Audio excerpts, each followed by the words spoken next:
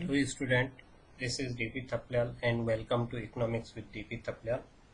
आज हम macro economics की 4th unit government budget chapter का आज हम objective of government budget discuss करेंगे। और ऑब्जेक्टिव ऑफ गवर्नमेंट बजट में भी हम दो ही ऑब्जेक्टिव इस पार्ट में ले रहे हैं। ये वीडियो का पार्ट 1 है, बाकी जो ऑब्जेक्टिव हैं वो पार्ट 2 में होंगे।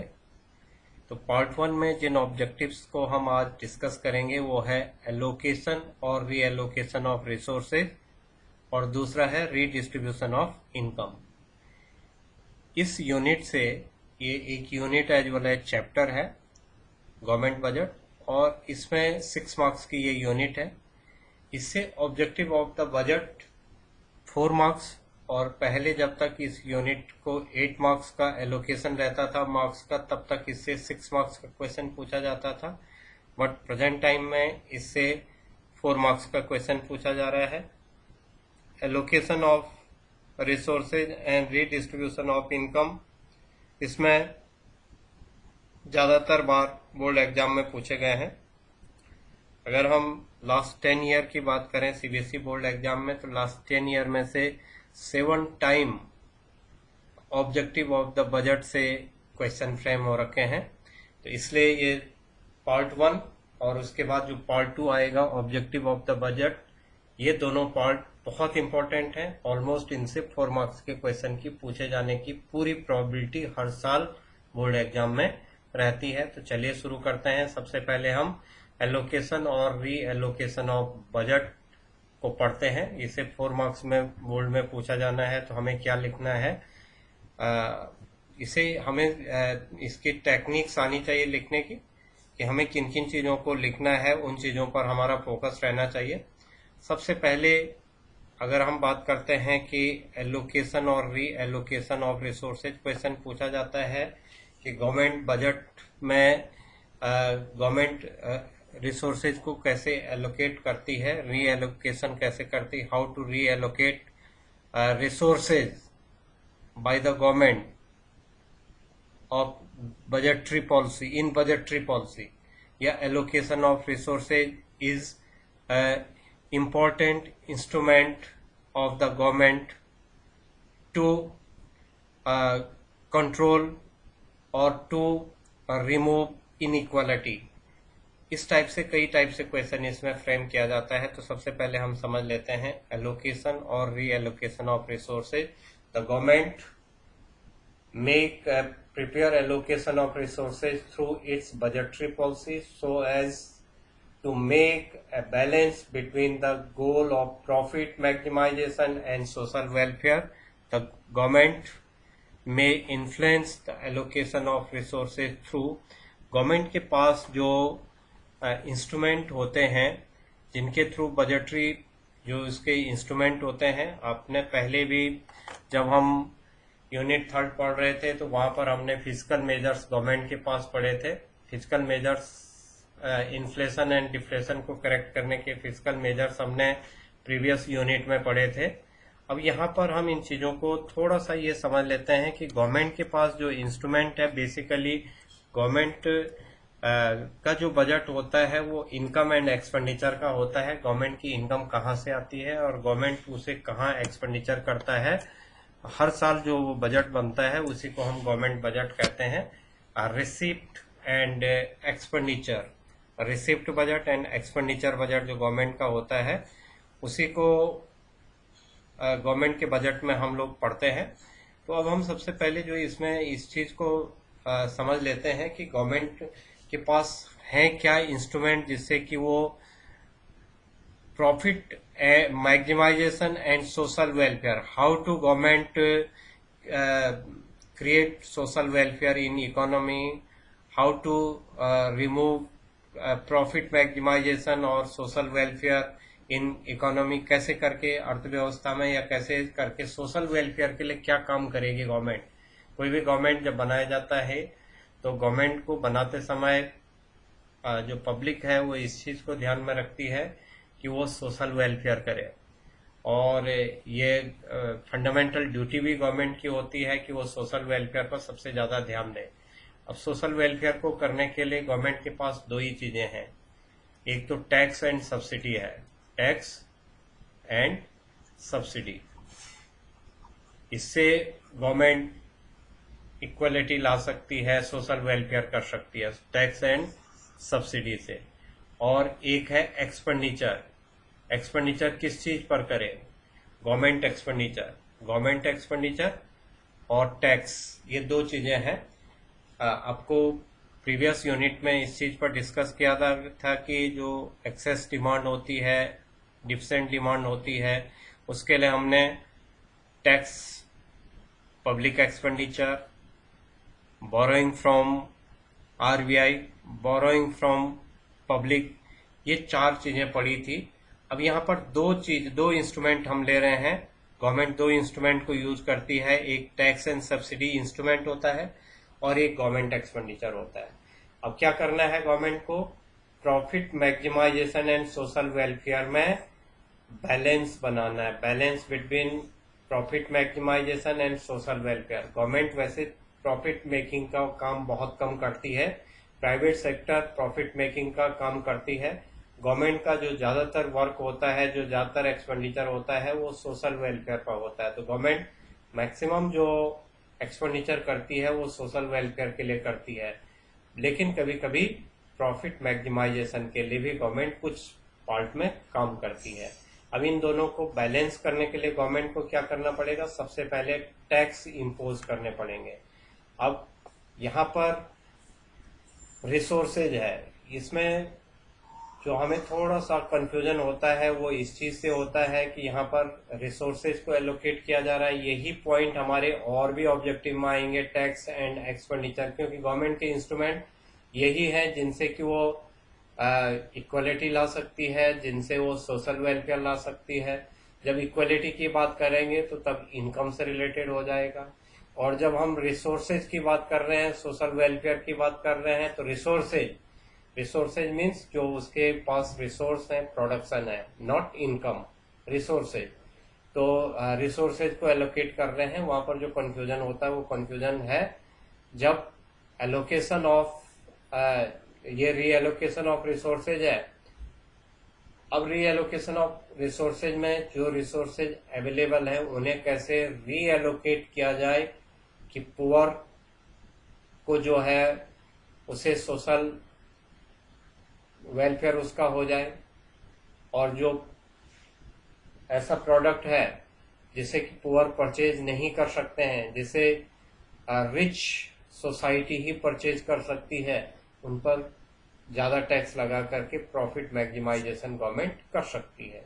तो अब टैक्स इंपोज करेगी, इंपोजिशन ऑफ हैवी टैक्स, ऐसे प्रोडक्शन जो कि हेल्थ के लिए इंजुरियस हैं, ऐसे प्रोडक्शन जिन प्रोडक्शन को रिच लोग ज्यादातर यूज करते हैं, ऐसी चीजों पर हैवी टैक्स इंपोज कर सकती है गवर्नमेंट सोशल वेलफेयर के लिए। A production of goods which are injurious to health like cigarettes, liquor, tobacco, इन सब चीजों को डिस्करेज करने के लिए गवर्नमेंट हैवी टैक्सेशन लगा रही है, हैवी टैक्सेशन लगा रही है। तो यहाँ पर प्रॉफिट गेन कर रही है गवर्नमेंट किन चीजों को? जो हेल्थ के लिए इंजुरियस है, जो हेल्थ के लिए खतरनाक है, इन सभी प्रोडक्ट पर ये सेंटेंस लिखा होता है, चाहे ये सिगरेट्स है, लिकर्स है, टोबैको है, उन सब चीजों पर ये सेंटेंस लिखा रहता है, इंजुरियस टू हेल्थ, हेल्थ के लिए ये खतरनाक है, ऐसा उन पर मेंशन किया जाता है। ऐसी चीजों पर गवर्नमेंट हैवी टैक्स लगा लेती है।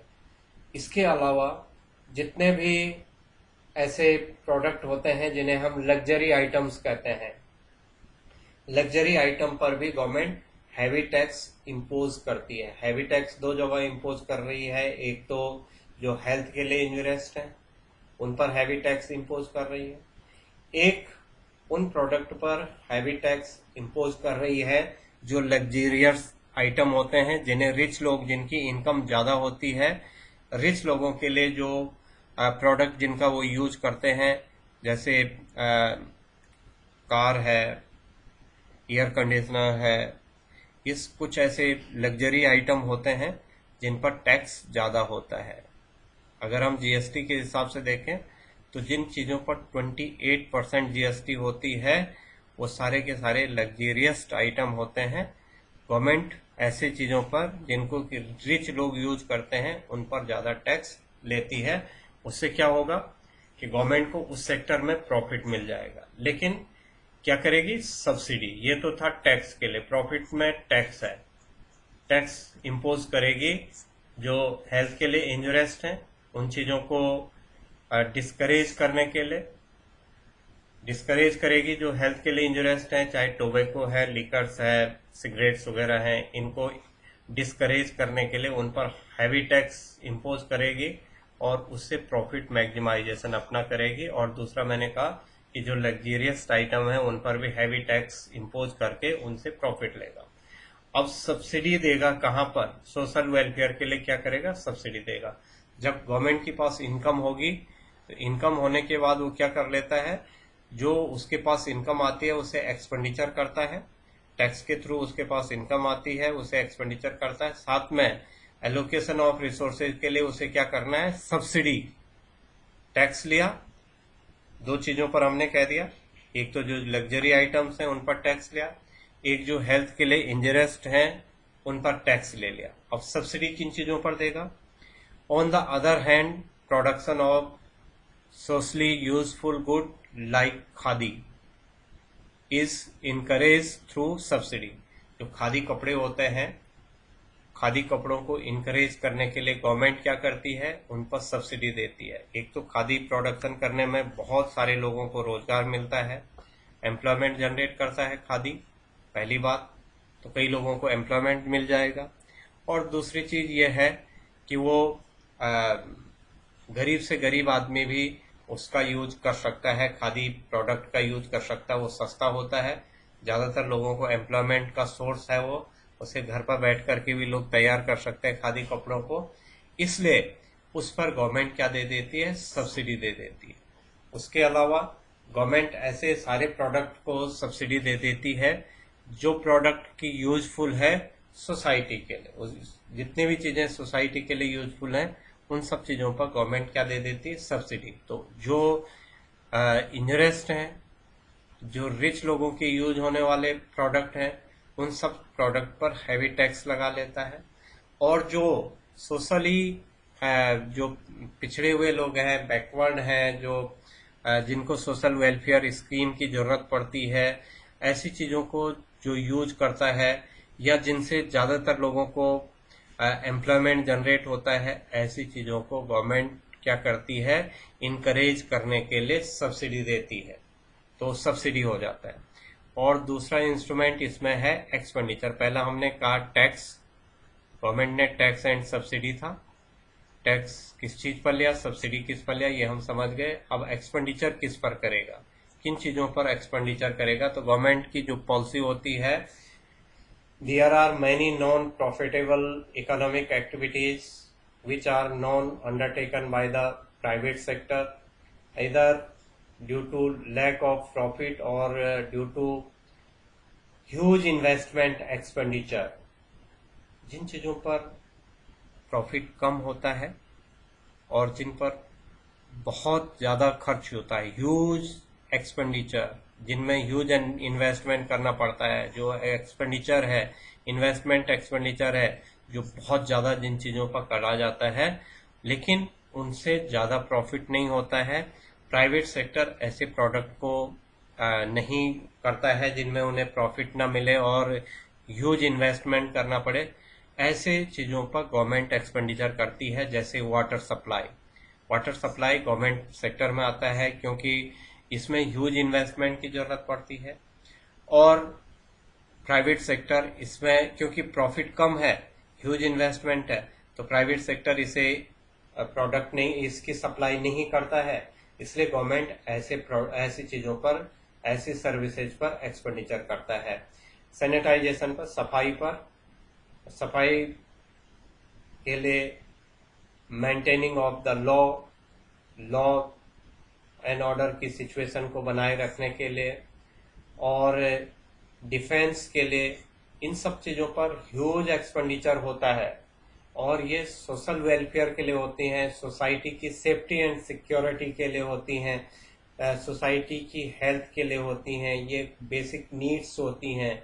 लेकिन इनसे प्रॉफिट ज़्यादा नहीं होता है, इसलिए प्राइवेट सेक्टर इसमें इन्वॉल्व नहीं होता है। ऐसे प्रोडक्ट पर, ऐसी सप्लाई पर गवर्नमेंट अपना एक्सपेंडिचर करके री एलोकेशन ऑफ रिसोर्सेज कर लेता है। जिन चीज़ों में प्रॉफिट होता है वो प्राइवेट सेक्टर उन प्रोडक्ट को फटाफट कर लेती है, लेकिन जिनमें प्रॉफिट बहुत कम होता है, ना के बराबर प्रॉफिट होता है और ह्यूज इन्वेस्टमेंट होता है, ऐसी जगहों पर गवर्नमेंट को ही खर्च करना पड़ता है, जो हेल्थ के लिए जरूरी है, जो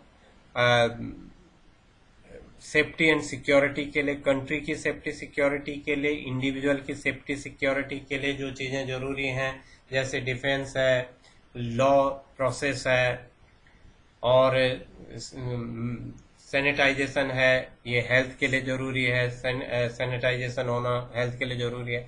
इन चीज़ों पर एक्सपेंडिचर करेगा। तो इस चीज़ को अगर हम लिख लेंगे तो हमारी 4 मार्क्स आ जाएंगे। हमने क्या लिखा?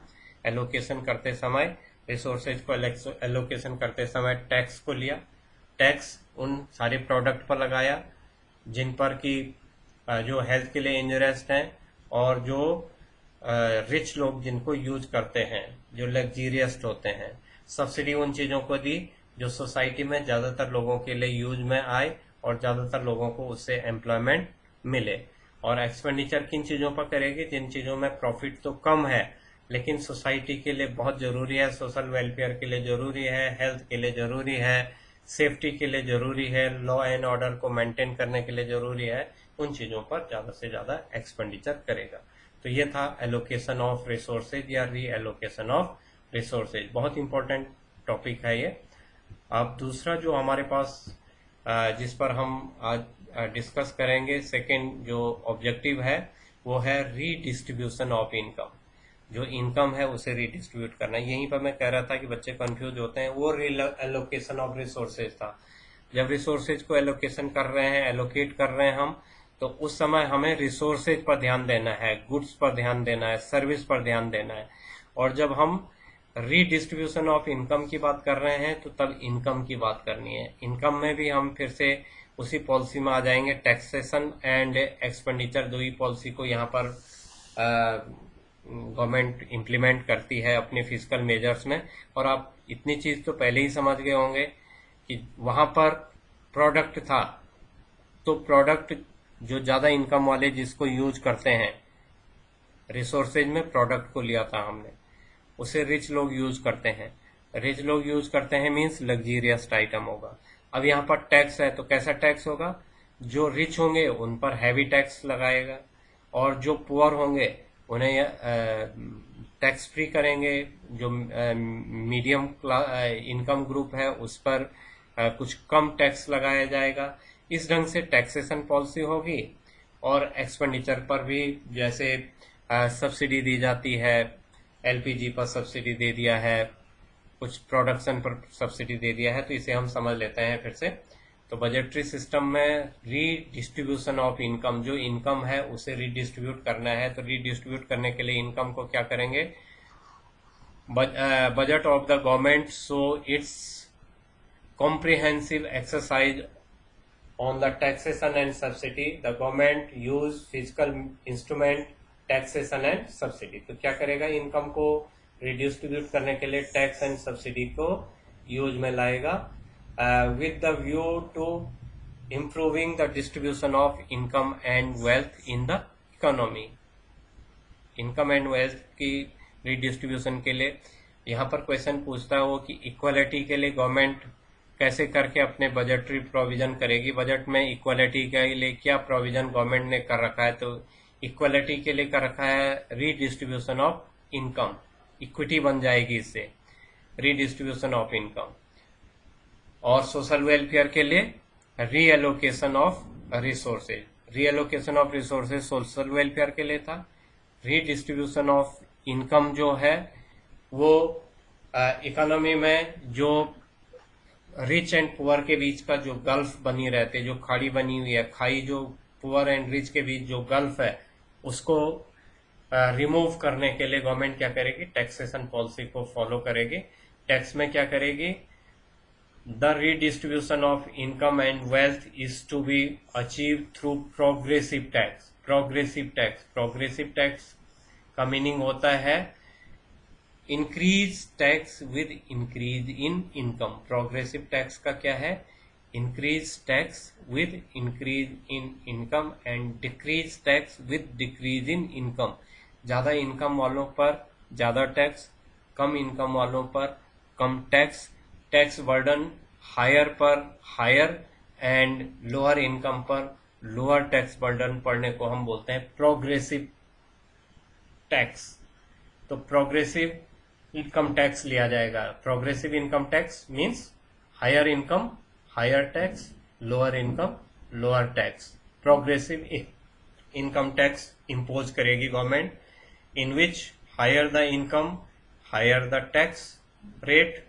एंड थर्ड है the government put in a point wise ही लिखना पड़ेगा आपको। सबसे पहले तो रीडिस्ट्रीब्यूशन करेंगे, अचीव करेंगे कैसे करके, प्रोग्रेसिव इनकम टैक्स से हम रीडिस्ट्रीब्यूशन ऑफ इनकम को गवर्नमेंट अपने इंस्ट्रूमेंट के थ्रू, टैक्सेशन के इंस्ट्रूमेंट के थ्रू इसे कंट्रोल करती है, रिमूव करती है।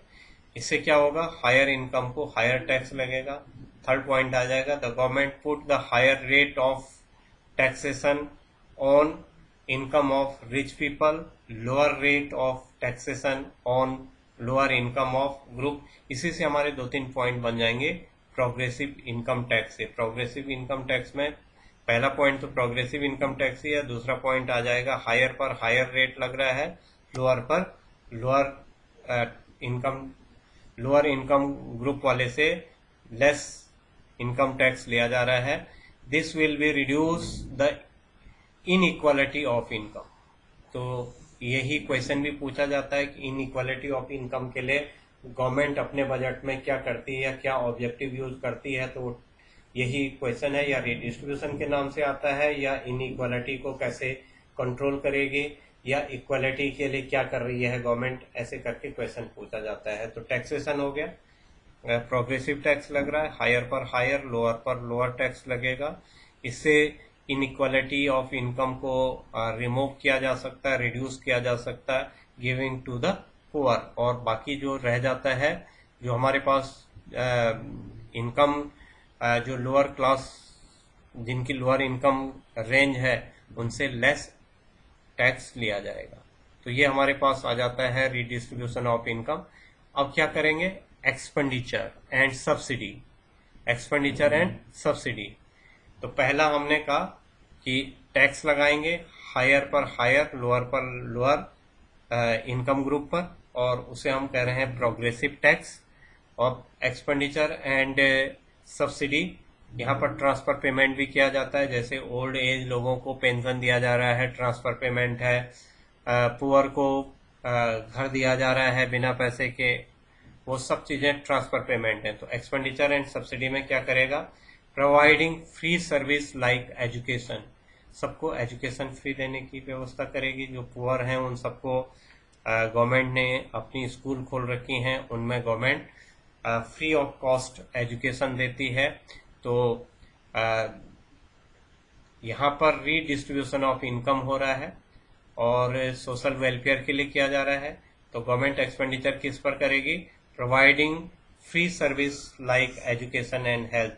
हेल्थ पर फ्री सर्विस करती है। जो गवर्नमेंट हॉस्पिटल होते हैं उनमें कोई एक्सपेंडिचर नहीं होता है, जो एजुकेशन होता है उसमें फी फ्री रहती हैं, तो प्रोवाइड करवा रही है फ्री सर्विस।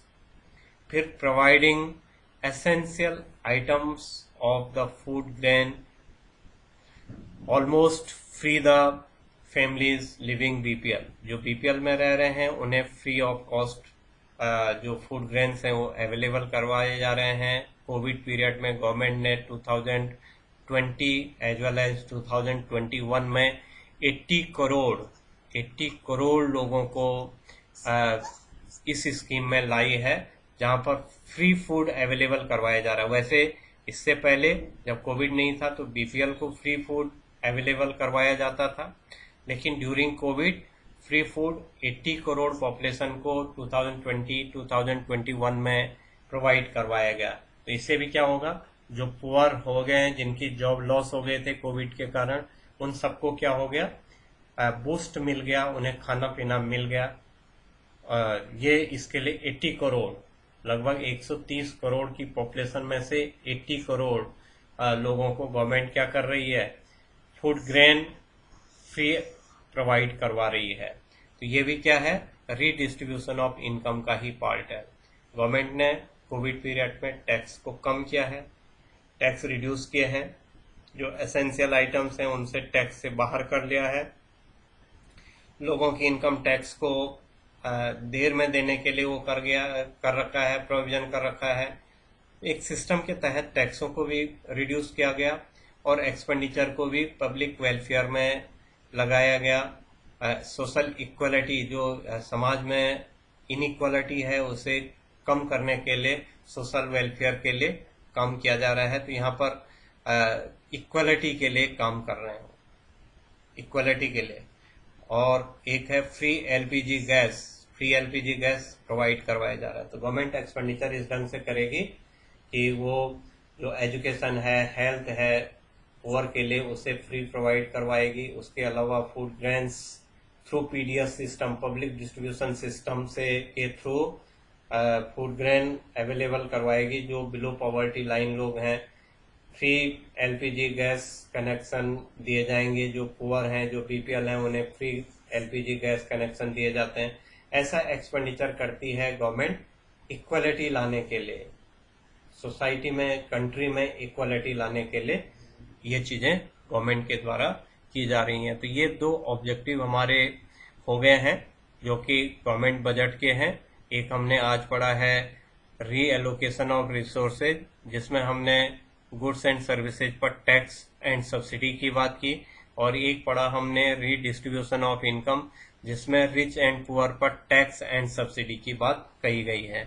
बाकी के जो ऑब्जेक्टिव हैं वो हम अगले वॉल्यूम में पार्ट 2 में कवर करेंगे।